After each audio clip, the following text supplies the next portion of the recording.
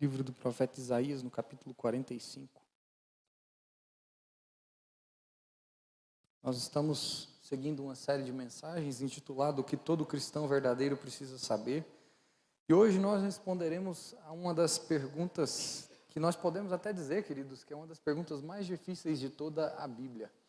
Se você está aí no livro do profeta Isaías, capítulo 45, queria que você olhasse, por favor, para o versículo número 7. Nós vamos ler os versos 1 a 7, mas eu queria que você olhasse para o verso 7. Isaías, capítulo 45, versículo número 7. Olha só o verso 7. Eu falei que é uma das maiores curiosidades, uma das questões mais difíceis. E o versículo 7 diz o seguinte: Eu formo a luz e crio as trevas. Eu faço a paz e crio o conflito em algumas traduções, né? Eu estou aqui com a Almeida Revista Atualizada. Na Almeida Revista Atualizada está: eu crio o mal. Eu crio o mal. Então, eu formo a luz e crio as trevas. Na Almeida Revista Atualizada está na NAA ali a projeção. Mas na ARA está assim: eu formo a luz e crio as trevas. Eu faço a paz e crio o mal. Deus como sendo o autor do mal. É o que o texto está, pelo menos, nos mostrando aqui na Almeida Revista Atualizada. Eu quero ler o texto bíblico desde o versículo número 1, depois nós vamos orar mais uma vez e vamos pedir a Deus que nos direcione. Então, Isaías capítulo 45, do versículo 1 ao versículo número 7. Na Almeida Revista Atualizada que eu estou na noite de hoje, o texto diz assim: Assim diz o Senhor ao seu ungido, a Ciro, a quem tomo pela mão direita para abater as nações ante a sua face, e para descingir os lombos dos reis, e para abrir diante dele as portas que não se fecharão. Eu irei adiante de ti, endireitarei os caminhos tortuosos, quebrarei as portas de bronze e despedaçarei as trancas de ferro. Dar-te-ei os tesouros escondidos e as riquezas encobertas, para que saibas que eu sou o Senhor, o Deus de Israel, que te chama pelo teu nome. Por amor do meu servo Jacó e de Israel, meu escolhido, eu te chamei pelo teu nome e te pus o sobrenome, ainda que não me conheças. Eu sou o Senhor, e não há outro além de mim, não há Deus. Eu te cingirei, ainda que não me conheças, para que se saiba até o nascente do sol e até o poente, que além de mim não há outro, eu sou o Senhor e não há outro. Versículo 7, está projetado ali, leia comigo o verso de número 7, a uma só voz, como está ali, juntos leiamos, bem forte. Eu formo a luz e crio as trevas, faço a paz e crio o mal, eu, o Senhor, faço todas essas coisas. Deus dá-nos entendimento desse texto. Ensina-nos a tua palavra, que é a verdade. Dá-me facilidade de comunicação e de entendimento ao meu coração e dos meus irmãos. Em nome de Jesus. Amém. Meus irmãos, segundo alguns comentaristas, o livro do profeta Isaías é dividido em 3 partes. Por favor, fique com a sua Bíblia aberta e vá acompanhando à medida que eu falo, tá bom? Primeira parte, dos capítulos 1 a 39. Do capítulo 1 ao capítulo 39, o livro do profeta Isaías fala do tempo em que Judá, o reino do sul, está sendo ameaçado pela Assíria, a Babilônia, e o profeta insiste em que os maiores perigos que a nação corre e que podem levá-la ao desastre, a nação de Israel, são o pecado, são a desobediência e são a falta de fé em Deus. Por causa de tudo isso, aquele povo poderia colher danosas consequências, o povo de Israel. A segunda parte está dos capítulos 40 ao capítulo 55. E agora, dos capítulos 40 ao capítulo 55, a palavra de Deus vai nos falar sobre esse povo que, pela consequência do seu pecado, agora está fora do seu país. Esse povo está humilhado, esse povo está explorado, esse povo está sem esperança. E nessas condições, Deus levanta Isaías, o profeta, e o profeta vai anunciar a libertação desse povo, garantindo que Deus vai trazer o povo de volta do cativeiro para que eles possam começar uma nova vida na sua terra. O salmo que nós lemos na abertura, o salmo de número 126, é um dos salmos quando o povo está voltando do cativeiro e eles estão agora louvando o Senhor pelo livramento que Deus os deu. A terceira e última parte está dos capítulos 56 a 66. São agora conselhos que o profeta Isaías dá àquele povo que estava voltando, ou que já havia voltado do cativeiro babilônico. Mas em especial no capítulo 45, que é o texto que nós lemos, nós estamos diante de um momento onde Deus, ele dirige as suas palavras à nação de Israel, e Deus vai falar por meio do profeta Isaías, especialmente um homem. O nome dele está aí, logo no início do versículo de número 1, na sua Bíblia você pode ver, é Ciro. É Ciro. E quem é Ciro? Quem é esse Ciro? Né? No capítulo anterior, você está aí com a sua Bíblia no capítulo 45, volte o texto da sua Bíblia, você vai ver que Ciro foi nomeado para ser o pastor de Deus, foi aquele que foi escolhido pelo Senhor, está no capítulo 44 isso. No versículo de número 28, diz o texto lá, digo de Ciro, ele é meu pastor, e cumprirá tudo o que me apraz. Capítulo 44, verso 28, que digo também de Jerusalém, será edificado e do templo será fundado. Ciro se tratava da pessoa através de quem o Senhor realizaria a sua obra de redenção, de resgate sobre o povo de Israel, o povo que estava ali escravizado na Babilônia. Ciro é um rei, Deus trouxe Ciro do Oriente, ele é um rei persa, para que, ungido por Deus, você pode olhar aí o capítulo 45, versículo 1, você vai ver que ele é ungido por Deus, para que ungido então ele pudesse libertar o povo de Israel da opressão dos babilônios, da opressão dos assírios. O capítulo 45 então traz uma mensagem da parte de Deus para esse homem chamado Ciro, mas também a toda a nação de Israel e logicamente ao meu coração e ao seu coração. Mas que mensagem é essa, pastor, que o capítulo 45 traz? Que assunto é esse? Que mensagem é essa? A mensagem de que o nosso Deus, preste atenção nisso, Zé, o nosso Deus, o Senhor, é o único Deus, e não há outro Deus como o nosso Deus. Você crê nisso? Amém. O nosso Deus é o único Deus, o único Senhor, e não há outro Deus como o nosso Deus. Esse seria o momento onde, se nós estivéssemos numa igreja pentecostal e eu falasse isso, todo mundo ia dizer assim, glória a Deus. Vamos treinar? Vamos de novo então. Não há Deus como o nosso Deus, o nosso Senhor. Amém, irmãos? Amém. Glória a Deus, a gente ainda aprende. Vamos chegar lá. É o fato de que não há outro Deus como o Deus de Israel, não há outro Deus como o nosso Senhor. O texto vai nos ensinar isso aqui no capítulo 45, nesses 7 versículos, e eu gostaria de observar isso com você ainda aqui brevemente.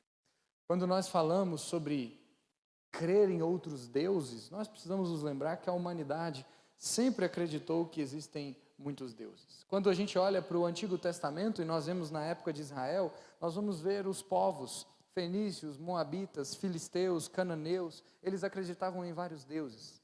Eles acreditavam em Baal, Astarote, Quemos, Milcom, Moloque, Quium, Dagon, Cute, lista vai. Deuses, deuses, deuses e mais deuses. Quando nós olhamos para o Novo Testamento e nós vemos o panteão, e aí nós vemos então Paulo dialogando com os gregos, você vai ver ali deuses como Zeus, Júpiter, Vênus, Marte, deuses esses lá do panteão, são deuses, deuses e mais deuses. Na verdade, a Bíblia vai sempre falar para nós que todos esses que acreditavam em outros deuses, eles estavam debaixo da atuação de demônios, olha só. E por adorarem esses deuses, eles viviam em idolatria. Eram deuses que eram adorados, tanto no Antigo quanto no Novo Testamento, por povos pagãos. E por isso, a maioria desses povos, eles eram cruéis. Por isso, eles prestavam cultos que eram imorais aos seus deuses. Mas quando nós olhamos para o Deus de Israel, não. O Deus de Israel era diferente desses deuses, completamente diferente. Porque o Deus de Israel, ele não era resultado da imaginação humana. O Deus de Israel não foi criado por ninguém. Por isso que o profeta Isaías, e aí eu peço a você, mantenha a sua Bíblia aberta, olha o capítulo 45, o profeta Isaías, ele vai pelo menos em 15 vezes, dos 25 versículos do capítulo 45, fazer questão de afirmar que Deus é o único Senhor. Acompanhem comigo aí na sua Bíblia, Isaías 45, algumas dessas afirmações comigo na sua Bíblia. Veja o versículo 3, olha só, o versículo 3 diz, eu sou o Senhor, o Deus de Israel. Versículo 5. Eu sou o Senhor e não há outro, além de mim não há Deus. Versículo 7. Eu formo a luz e crio as trevas, eu faço a paz e crio o mal. Versículo 8. Eu, o Senhor, as criei. Versículo 12. Eu fiz a terra e criei nela o homem. Versículo 13. Eu, na minha justiça, suscitei a Ciro. 18. Eu, o Senhor, e não há outro. 19. Eu, o Senhor, falo a verdade. Versículo 21. Porventura não fiz eu, o Senhor. Versículo 21. Olha que interessante. Não há além de mim. Versículo 22. Porque eu sou Deus e não há outro. Versículo 24. Tão somente o Senhor. Todas essas vezes o profeta Isaías, em todas essas vezes o profeta Isaías quer afirmar: não existe outro Deus. Só há um Deus digno de ser adorado. Esse Deus é o Deus de Israel, esse Deus é o nosso Deus. O Deus que está presente aqui nessa noite e que está ministrando ao meu coração e ao seu coração. O convite então do profeta Isaías para nós nesse texto, meus irmãos, é o de nós descobrirmos alguns motivos pelos quais Deus é o único Senhor. E é isso que eu gostaria de observar rapidamente com você nesse pouco tempo que eu tenho. É claro que a minha expectativa é encher os nossos corações da certeza de que esse único Deus, Ele não só é o único Deus, mas Ele também nos ama. E Ele não só nos ama, como Ele também cuida de nós. E Ele derrama sobre nós da sua graça, sobretudo em tempos tão difíceis como esses que nós vivemos. O profeta então traz para nós duas razões, do versículo 1 ao versículo 7, que eu gostaria de observar com você, ou razões ou motivos pelos quais Deus é o único Senhor. A primeira delas está aí dos versículos de número 1 ao versículo de número 5. E eu gostaria que você observasse, a primeira razão pela qual Deus é o único Senhor é que só Deus, preste atenção, usa quem Ele quer, quando Ele quer, como Ele quer e onde Ele quer. Só Deus faz isso. Só Deus usa quem Ele quer, quando Ele quer, como Ele quer e onde Ele quer. Guarde isso no seu coração e acompanhe comigo. Observe comigo o texto no verso de número 1. Deus usa primeiro quem Ele quer.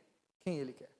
O texto inicia com uma expressão que era muito usada pelos profetas, quando os profetas anunciavam os desígnios de Deus. O profeta Jeremias vai usar muito isso. O profeta Ezequiel vai usar muito isso. E o profeta Isaías também. A expressão, assim diz o Senhor. O texto começa assim. Assim diz o Senhor.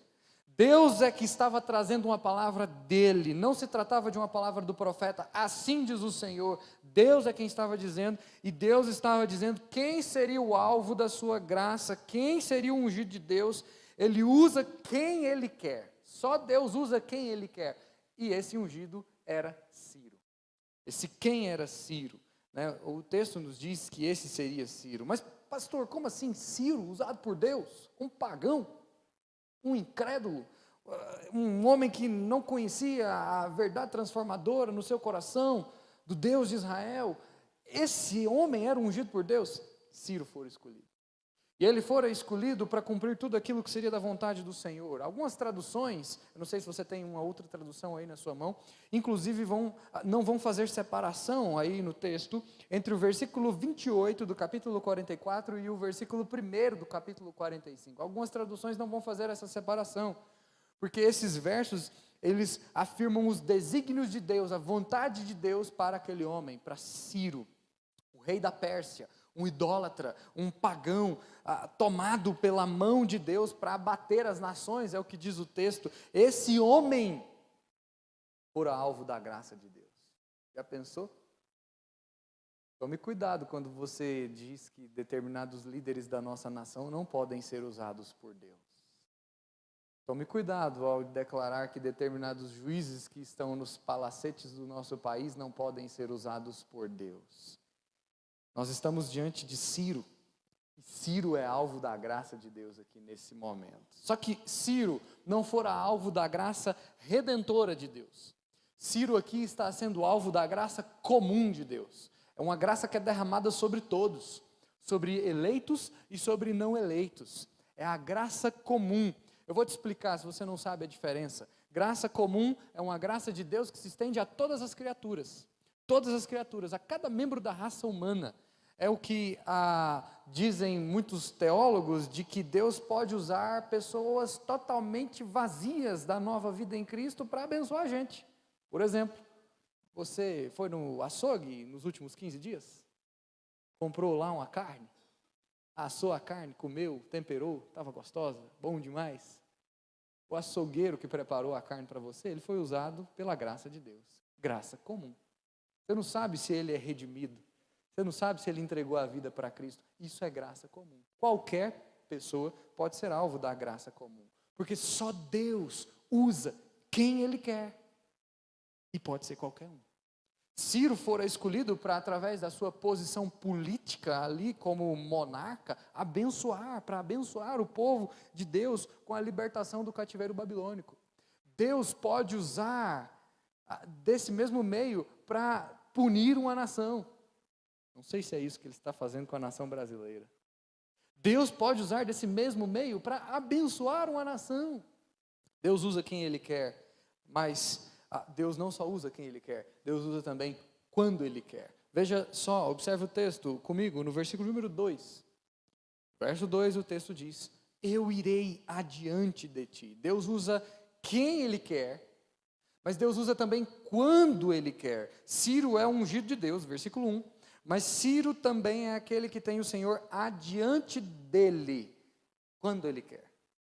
Em todo o Antigo Testamento, essa é a única vez que uma pessoa que não faz parte do povo de Israel é descrita como ungida de Deus e tendo o Senhor adiante dele. Deus está indo à frente, adiante dele. Aprove a Deus agir assim, Ele quis agir assim. Derramar sofrimento, derramar dor, humilhação sobre o seu povo, para que naquele momento da história ali, aquele povo que estava sofrendo por causa dos assírios, naquele momento da história, por causa de um rei persa, um ímpio, esse rei persa, fosse usado quando o Senhor quis para a restauração do povo de Israel. Pastor de adolescente, né? Certa vez eu, conversando com uma mãe de adolescente, essa mãe me disse que o filho fez uma pergunta, os pais de adolescentes devem passar muito por isso, uma pergunta que a mãe não sabia responder. E a pergunta do filho para a mãe era: mãe, por que Deus coloca situações ruins quando as coisas estão boas nas nossas vidas? E a mãe, ao ouvir aquilo do filho, ela não soube responder. O filho dizendo para a mãe: mãe, eu não entendo. Por que Deus coloca situações ruins quando as coisas estão boas nas nossas vidas? Eu não entendo, mãe, me ajude a entender isso. Aquele adolescente perguntara e a mãe não soube responder. Por que Deus faz isso? Porque muitas vezes, meus irmãos, esse é o método de Deus. Lembra lá da história de Jonas? Quando Deus usa do sofrimento para tratar o coração de Jonas, que não queria ir para a cidade de Nínive, mas para a cidade de Tarsis, e Deus então usa daquele momento de sofrimento ali para tratar o coração dele. Às vezes o Senhor pode usar situações difíceis, dolorosas, complicadas, para que essas situações nos tragam de volta à presença do Senhor, para nós entendermos que a excelência do poder é dele, não é nossa. Ele faz isso porque só Ele pode fazer, Ele faz isso porque Ele é Deus. E Ele não é um Deus mau por fazer isso. Em tudo Deus tem planos, Ele tem propósitos. Só Deus usa quem Ele quer e quando Ele quer. Mas Deus usa quem Ele quer, quando Ele quer e também como Ele quer. Lembra lá? Deus usa quem Ele quer, quando Ele quer e como Ele quer. Veja só, observe comigo ainda no versículo número 2 e versículo número 3. O texto diz, olha só: endireitarei os caminhos tortuosos, quebrarei as portas de bronze, despedaçarei as trancas de ferro, dar-te-ei os tesouros e as riquezas encobertas. Ciro veio como um destruidor sobre os assírios. Essa era a maneira como Deus queria trazer libertação ao seu povo. Quando eu estava estudando essa mensagem, para trazer ela ao coração dos irmãos, eu li um comentário de um comentarista chamado Heider Boss. E ele diz algo interessante no seu comentário. Heider Boss diz que Deus confere a Ciro, está aí de acordo com o versículo número 3, Deus confere a Ciro os tesouros mais ocultos e escondidos da Babilônia. Olha só. A tomada da Babilônia, por meio de uma estratégia de guerra persa aqui de Ciro, quebrou portões, diz o texto aí para nós, despedaçou trancas, destruiu a nação que havia escravizado o povo de de Deus. Tem muitas vezes, irmãos, em que nós queremos o agir de Deus sobre as nossas vidas, não é verdade? A gente quer que Deus haja sobre as nossas vidas. Muitas vezes nós clamamos por libertação, por uma resposta, pelo agir de Deus nas nossas vidas. Às vezes a gente fica aflito, impaciente. Nós queremos tanto sair de situações que estão árduas, que estão dolorosas, difíceis. Aí Deus vai lá e age. E nós paramos e dizemos para Deus assim: não, Senhor, mas assim não age dessa forma não. Deus, dessa maneira não. Por favor, Senhor, eu preciso que o Senhor melhore os seus métodos, porque para mim desse jeito não dá. Gente, Deus age com quem Ele quer, quando Ele quer e também como Ele quer. Como Ele quer. A obra é dele, o povo é dele. Na verdade, se nós fôssemos parar para pensar, nós nem merecíamos. E essa é a maneira como Deus age aqui para livrar o povo do cativeiro. Ele usa Ciro para quebrar as portas, para despedaçar as trancas de ferro, para Ciro tomar os tesouros escondidos e as riquezas encobertas. Deus age como Ele quer, Ele age de uma maneira sobrenatural. E aí no versículo 3, olha só para o texto, ele diz: eu faço isso porque eu sou o Senhor, o Deus de Israel. Ele tem a autoridade para fazer, então Ele faz, porque Ele é Deus. Preste atenção nisso, meu irmão, minha irmã. Às vezes existem situações da sua vida em que você está questionando a Deus, e você está olhando para o Senhor como se Ele fosse um igual.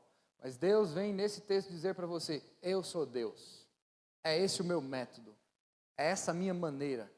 Você precisa entender que nós não somos iguais. Eu sou o Senhor, o Deus de Israel. Veja, observe comigo ainda o texto no versículo 3 e no versículo de número 4 que diz: o Deus de Israel que te chama pelo nome. Que te chama pelo nome. O nome aqui mencionado é o nome de Ciro. O texto está falando de Ciro, lembra de Ciro toda hora. Independentemente dele ser um incrédulo, tá? E esse sobrenome é um título de honra, porque Ciro é um homem a serviço de Deus.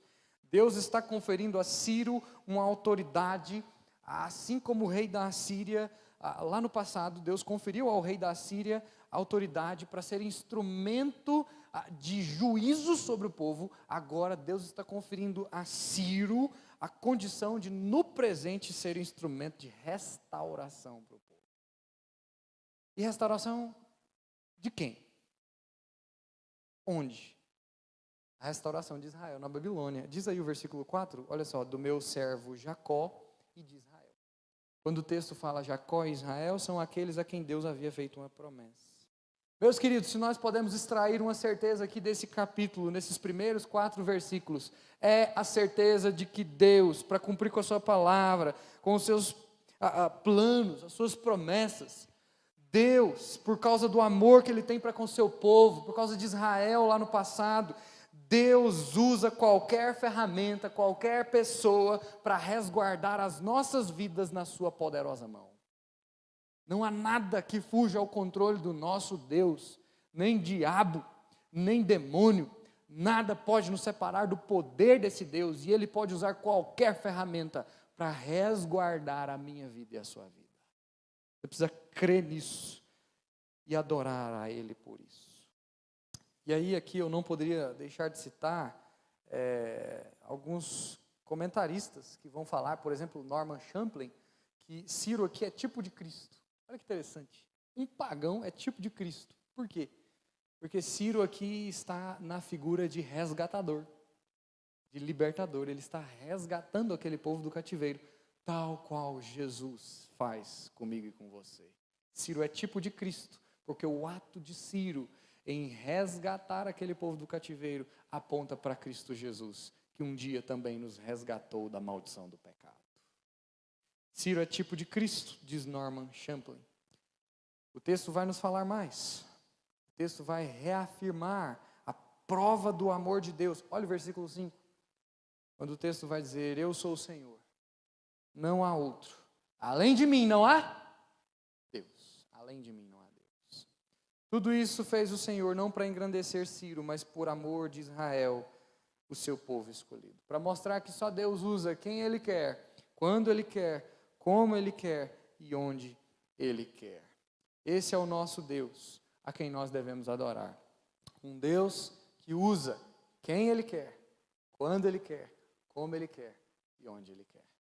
Essa é a primeira lição que o texto nos dá. Não há outro igual ao nosso Deus, porque esse Deus tem poder.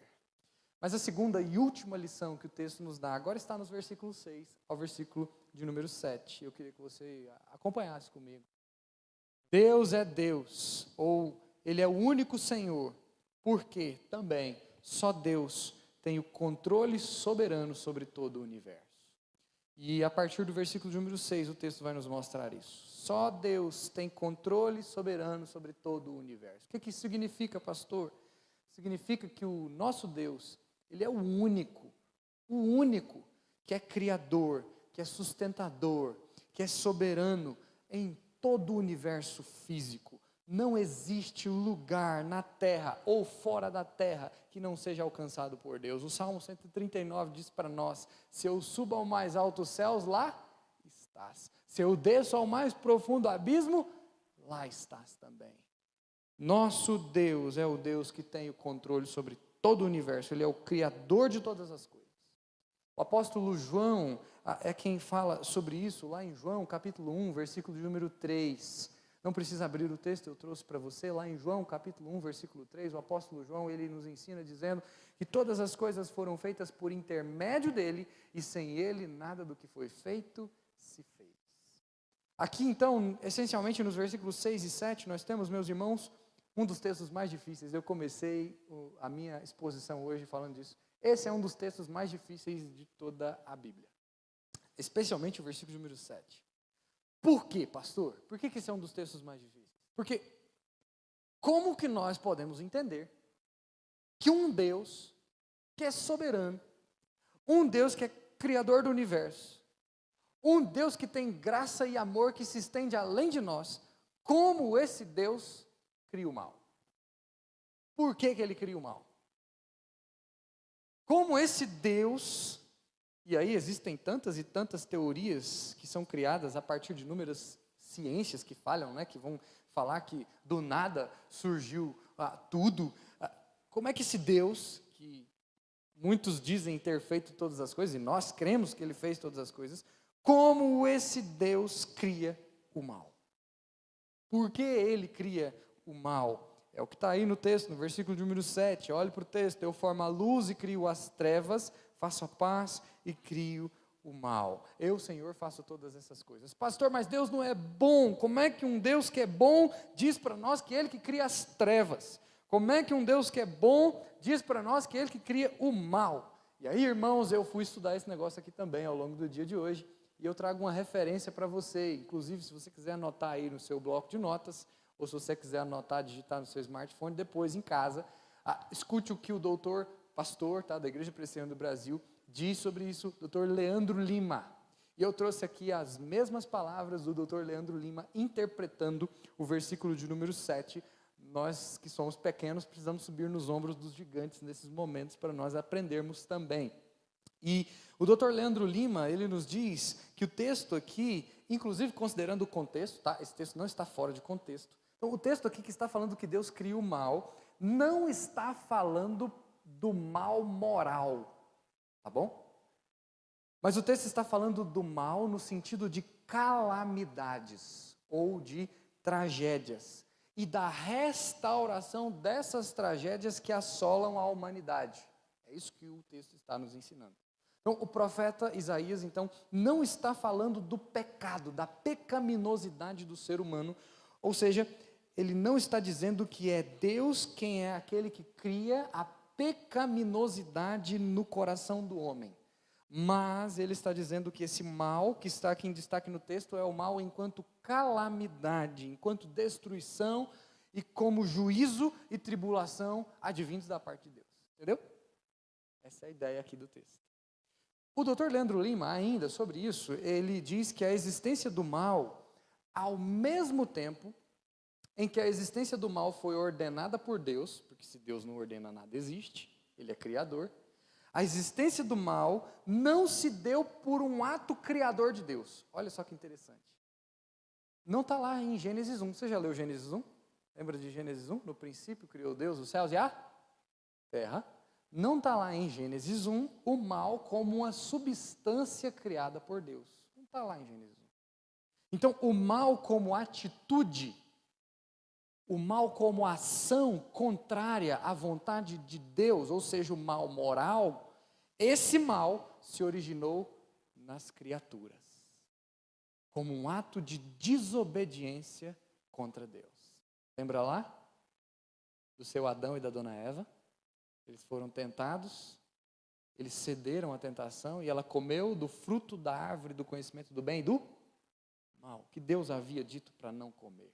Esse é o mal moral. Dessa forma, o mal é uma ação e não uma substância criada aonde Deus permitiu a existência do mal com o propósito de agora revelar a sua bondade, revelar a sua graça, revelar a sua glória. O que nós precisamos ter certeza, antes de mais nada, é de que Deus tem a solução definitiva para o mal. Ele tem a solução definitiva para o mal. E a solução é o sangue de Cristo Jesus.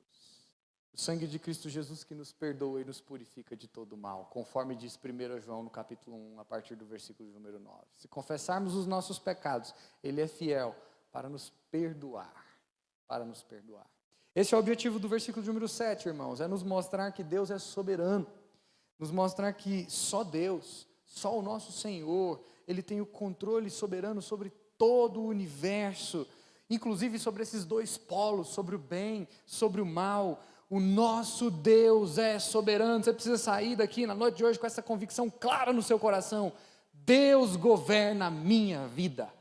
Ele é soberano sobre os astros, sobre as estrelas, sobre o universo, mas sobre cada particularidade do meu coração. Você precisa sair daqui com essa certeza hoje.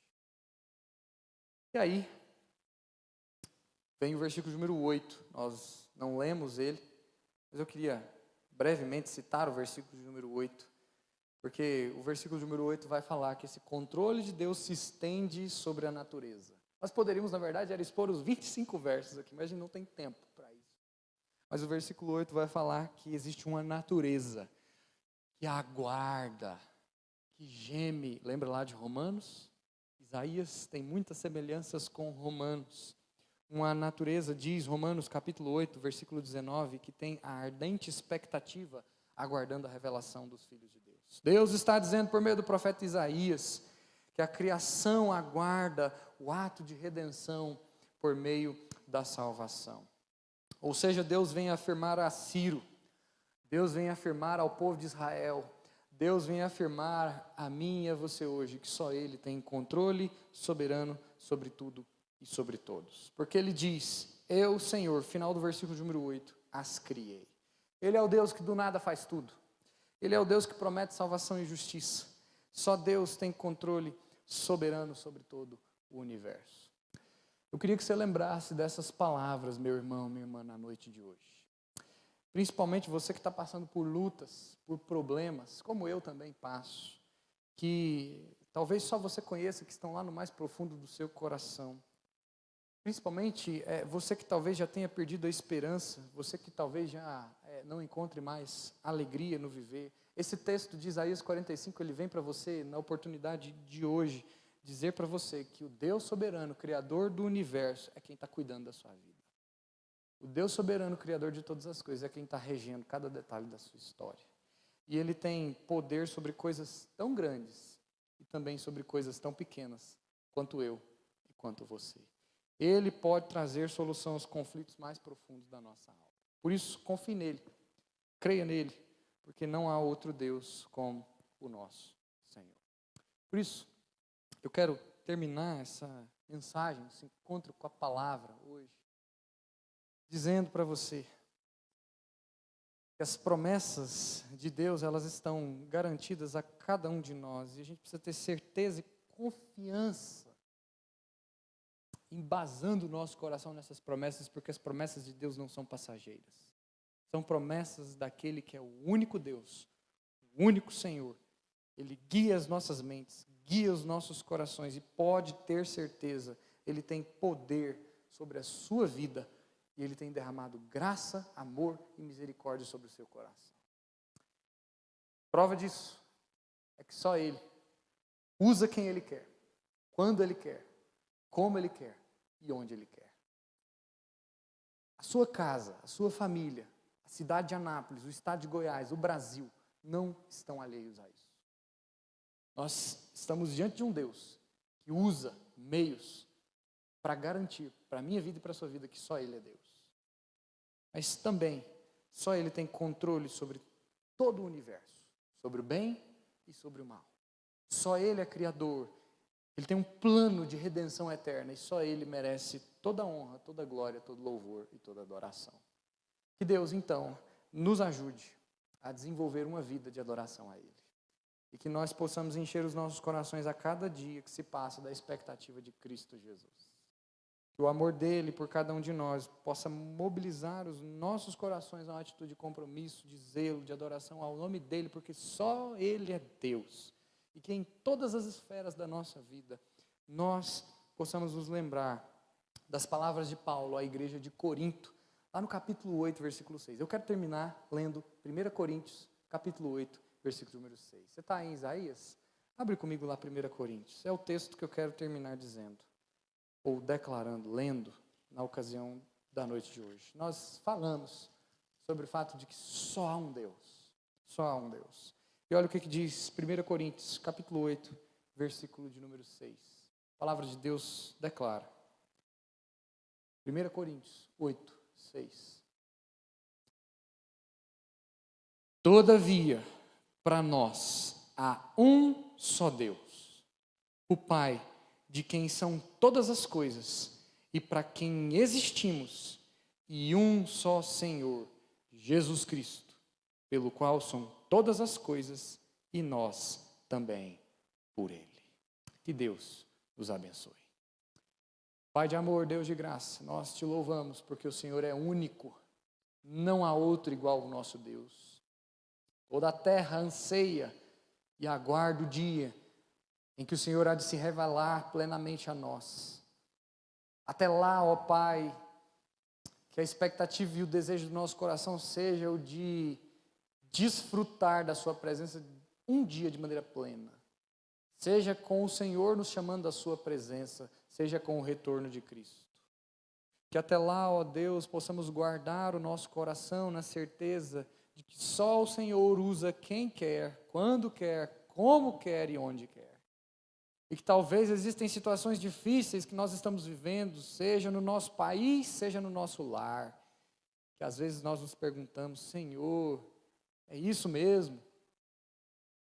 Mas mais do que isso, Pai, mais do que um sentimento de dúvida, dá-nos a certeza e a paz de que o Senhor governa todas as coisas e de que o Senhor também cuida do nosso coração.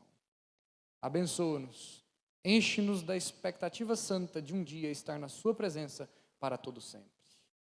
Ó Pai, eu louvo o Senhor pelo privilégio de estudar a Tua Palavra. Que ela seja rica, eficaz e transformadora para nós na noite de hoje. Nós oramos em nome de Jesus. Amém e amém.